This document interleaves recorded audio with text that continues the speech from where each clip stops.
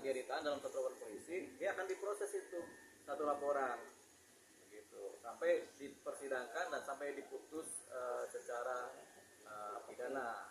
Jadi diputus misalnya 5 tahun. Nah, ini satu laporan polisi. Nah, ini kemudian ada laporan satu lagi yang berbeda, yaitu Nikita Mirzani dilaporkan karena kekerasan, melakukan kekerasan kan, namanya penganiayaan kan. Nah, itu satu laporan polisi lagi berproses juga. Baru ada laporan satu lagi kan dari pihak yang berbeda, korban yang berbeda juga, yaitu pencemaran nama baik. Jadi ada 3 laporan polisi yang masing-masing berbeda dan pelapornya korbannya berbeda juga. Nah, Nikita Mirzani ini akan menghadapi yang namanya proses hukum yang ada 3 yang berbeda dan dia mengikuti ini semua. Kalau dia kemudian di 3-tiganya diputus bersalah dan di 3-tiganya kemudian dia dihukum, nah siapa yang lebih dahulu putusannya itu? Kalau dia lebih dahulu putusan pemerasan, misalnya dihukum 5 tahun, dia harus mengikuti dulu hukumannya 5 tahun ini. Nah, tapi kalau di laporan berikutnya dia dihukum 2 tahun, setelah dia keluar dari yang 5 tahun tadi, dia kemudian dihukum lagi 2 tahun. Begitu. Nah, setelah dia keluar yang 2 tahun itu sudah 7 tahun tuh. Ternyata di laporan berikutnya kekerasan, dia dihukum misalnya setahun. Dia udah keluar, dihukum lagi dia setahun. Jadi totalnya 8 tahun. Kalau kayak gitu nanti mengikuti urutannya sesuai dari perkataan laporannya? Iya, laporan terdahulu yang diputus. Jadi siapa yang lebih dulu diputus si korban ya laporannya, Nikita Mirzani akan menjalankan itu terlebih dahulu. Gitu. Nah, Nikita Mirzani juga kan dalam satu posisi misalnya kedepannya dia disidang dalam perkara pemerasan. Tapi kemudian dia diputus bersalah dalam perkara pemerasan tadi kan, ketika dia dihukum, saat dia menjalani hukuman, ya dia bisa juga disidang di perkara lain. Jadi walaupun dia dihukum, dia diminta sidang di perkara lain, sidang yang lain, sampai diputus. Tapi dia walaupun sudah ada putusan yang perkara yang kedua ini, dia melanjutkan hukuman yang pertama, sampai kemudian dia bebas dari hukuman pertama, dia kemudian dikenakan hukuman yang kedua, putusan pidana yang kedua. Begitu seterusnya. Kalau Jadi, untuk pemeriksaannya nanti bagaimana Pak? Kan dia masih di posisi di dalam tahanan. kan tinggal di bond. Dalam bahasa penyidikan itu ada namanya bond. Membond seorang tersangka yang sedang berada dalam tahanan titipan. Membond seorang terpidana yang ada dalam lapas untuk di BAP dalam perkara lain, baik sebagai saksi maupun sebagai tersangka. Namanya ngebond. Begitu. Ini bahasa sederhana. Untuk sidangnya sendiri nanti kalau misalkan ada di perkara yang berbeda, dia juga tetap didatangkan ke pengadilan. Tetap didatangkan. Didatangkan ke pengadilan dengan dasar adalah persidangan yang pro justisia. Tetap dikira Mirzani wajib didatangkan oleh siapa? Oleh jaksa. Begitu. Kira-kira ada nggak peluang kita Mirzani lolos? Karena kan suka ada gini single parent, kemudian mendatangi anak-anak gitu kepala keluarga. Itu cuma dasar-dasar peringan hukuman. Tapi untuk lolos, kalau dia terbukti melakukan pidana, dia nggak mungkin lolos dari hukuman. Begitu. Cuman misalnya karena dia kemudian dalam persidangan berkelakuan baik, dia bisa diperingan hukumannya. Karena dalam persidangan selain berkelakuan baik, dia juga ternyata menyatakan sedang punya sebagai single parent, punya anak-anak yang harus dijaga sebagai pencari nafkah, bisa juga diperingan hukumannya. Dasarnya apa? Dasarnya adalah pertimbangan dan kebijaksanaan hakim dalam itu. Tapi dalam kasus ini dia bisa penangguhan sih enggak sih Bang? Dengan berbagai alasan tersebut. Jawabannya dia tidak bisa ditangguhkan karena untuk yang sekarang ditahan ada pasal pemerasannya. Pasal pemerasan itu sulit sekali ditangguhkan. Sama seperti pasal pemerasan ini sama seperti pasal perjudian atau pasal pembunuhan atau pasal penganiayaan berat, itu sulit sekali ditangguhkan. Meskipun ada permintaan dari anak-anaknya gitu Bang. Meskipun ada permohonan penangguhan dari keluarganya. Itu sejajar sama kasus perjudian pembunuhan Bang? Iya, itu betul, bukan sejajar. Pola-pola kriminal yang dianggap setara. Pembunuhan itu nggak bisa dilepaskan, nggak bisa ditangguhkan. Perjudian juga nggak bisa ditangguhkan. Apalagi penganiayaan berat tidak bisa ditangguhkan. Narkotika tidak bisa ditangguhkan, termasuk juga pemerasan tidak bisa ditangguhkan. Walaupun ada hak dari para tersangka dan keluarganya atau pengacaranya untuk penjamin yang kemarin dari Walaupun ada penjamin, begitu juga. Apakah pernah ada kita dengar seorang pembunuh kemudian ditangguhkan penahanannya? Jawabannya belum pernah kita dengar. Apakah ada seorang yang melakukan perjudian, ketangkap kemudian ditangguhkan penahanannya? Jawabannya sekarang sudah kita tidak dengar lagi. Ada. Demikian juga pemerasan. Bang, diringankan itu berarti ancaman hukumnya berkurang gitu Bang ya, dalam arti gitu Bang. Tuntutan tetap dari kebijakan atau dari kebijakan dari kejaksaan ya. Tapi hukuman ini kemudian bisa lebih ringan dari tuntutan jaksa. Karena hakim punya pandangan-pandangan yaitu dasar peringan hukuman, kemudian apalagi dasar mungkin ada dasar pembenar sedikit gitu.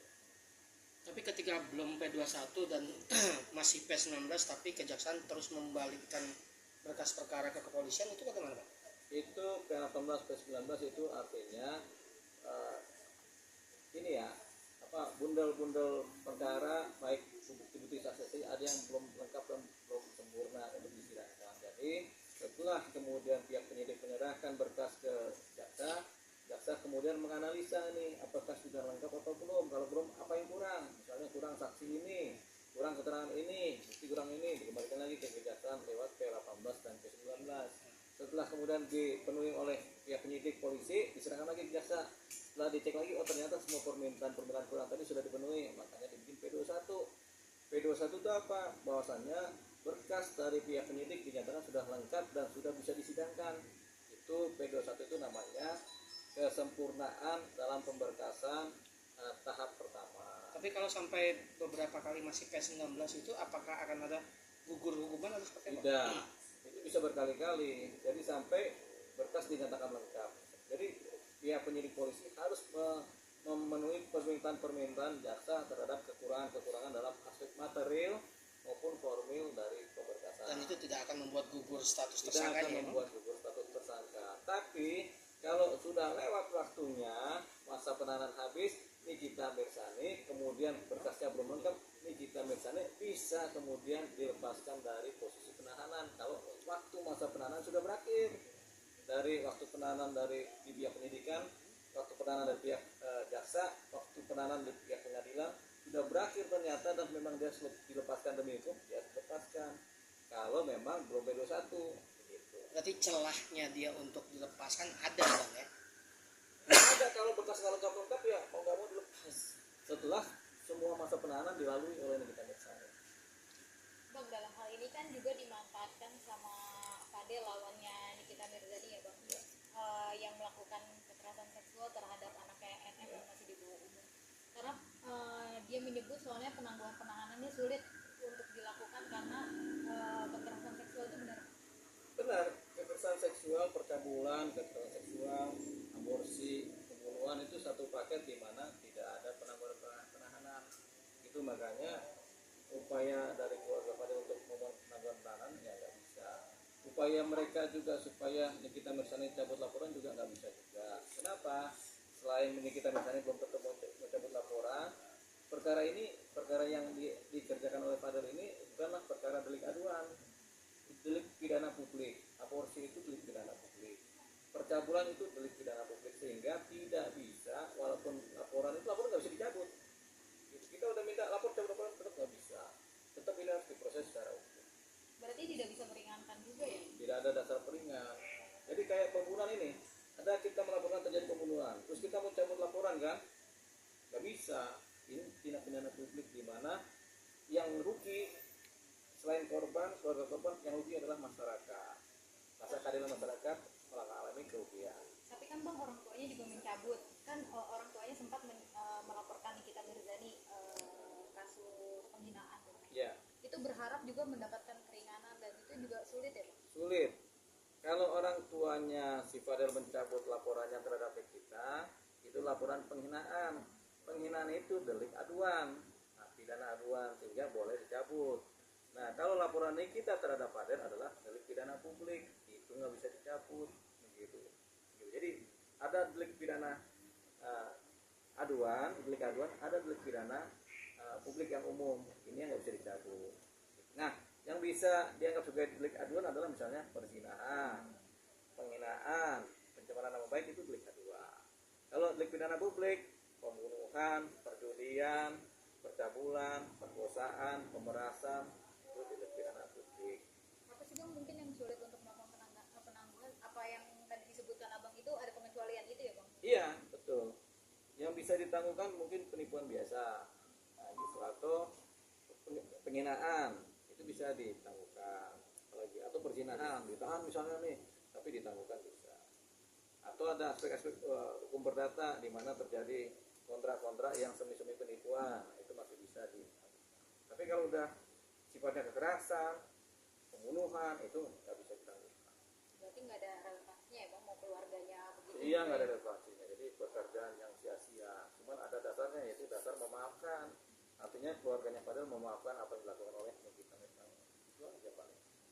Bang, peluang dari anak perempuan si Laura bang untuk ikut terlibat sejauh apa bang? Karena ada rencana mau diaduin bang dengan tuduhan Dia yang aborsi itu meminta bang. untuk aborsi Gimana tuh gitu bang? bang? Bisa ikut gak bang? Dia bikin laporan baru ya mungkin ya. Begini, bisa juga bikin laporan baru. Tapi kan si Laura pada waktu kejadian kan masih di bawah umur, sehingga kekuatan dia melakukan upaya sendiri itu dianggap belum bisa masuk karena anak di bawah umur kan. Kalau dia anak di bawah umur kemudian dia melakukan sendiri, itu persoalan pidana anak di bawah umur. Tapi kalau dia berbarengan dengan orang dewasa, yang dipersoalkan orang dewasanya, dia jadi korban gitu. Walaupun dia ikut melakukan, kan pasti dia melakukan juga kan, karena kan dia yang aborsi. Ada mungkin ada dokter atau ada, tapi ada atas supervisi dari orang dewasa. Jadi begitu. Tapi kalau dia sendiri sebagai anak di bawah umur tanpa ada siapa-siapa, kemudian dia melakukan aborsi, itu kan aborsi pribadi kan. Tapi dia di bawah umur,